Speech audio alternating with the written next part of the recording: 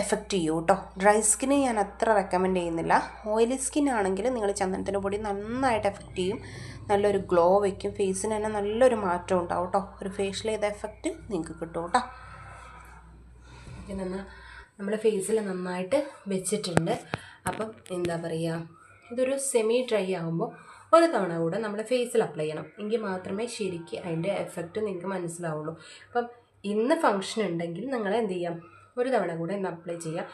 എന്നിട്ട് face wash ചെയ്ത് soap ഇട്ടിട്ട് വാഷ് ചെയ്യരുത്. ജസ്റ്റ് ചുമ്മാ നമ്മൾ കടലപ്പൊടി ഇരിക്കുന്നുണ്ടെങ്കിൽ കടലപ്പൊടി, ഇനിയിപ്പോൾ റൈസ് പൗഡർ ആണെങ്കിൽ റൈസ് പൗഡർ ഇട്ടിട്ട് ചുമ്മാ കഴുകുക.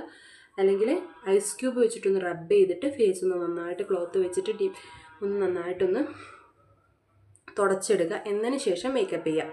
നല്ല റിസൾട്ട് ഉണ്ടായിരിക്കും. നമ്മൾ ഫേസ് ഡള്ളായിരിക്കുമ്പോൾ മേക്കപ്പ് ഇട്ടാൽ ഒരുമാതിരി ഇരുണ്ടിരിക്കും. അപ്പം ഈ പാക്ക് ഒന്ന് ഉണങ്ങിയതിന് ശേഷം ഒന്നും കൂടെ ഇടാം. അപ്പോൾ അതൊന്ന് ഉണങ്ങട്ടെ, സെമി ഡ്രൈ ആവട്ടെ കേട്ടോ. ഇങ്ങനെ ഒന്ന് വലിഞ്ഞിട്ടുണ്ട്, നമുക്ക് തന്നെ മനസ്സിലാവും. ആ സമയത്ത് ഒന്നും കൂടെ അപ്ലൈ ചെയ്ത് കൊടുക്കുക കേട്ടോ. ഓവർ വലിയരുത്. അതിന് മുന്നേ ഒന്നും കൂടെ പറഞ്ഞുതരാം. അതിലുള്ളത് കടലപ്പൊടിക്കും അതിൽ റൈസ് പൗഡർ യൂസ് ചെയ്യുക കേട്ടോ.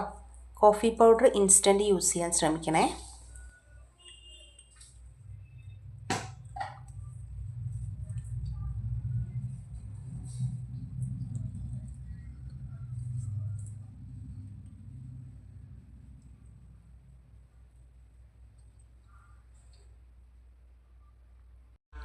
ഇത് നന്നായിട്ട് ഉണങ്ങിയതിന് ശേഷം നമുക്ക് വരാം കേട്ടോ. ഇതൊരുവിധം നന്നായിട്ട് ഉണങ്ങിയിട്ടുണ്ട്. ഒരുവിധം അല്ല, അത്യാവശ്യം നല്ല രീതിക്ക് ഉണങ്ങിയിട്ടുണ്ട്.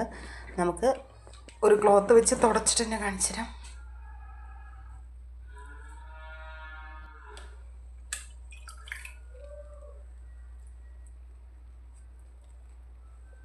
കണ്ടോ അതിൻ്റെ മാറ്റം?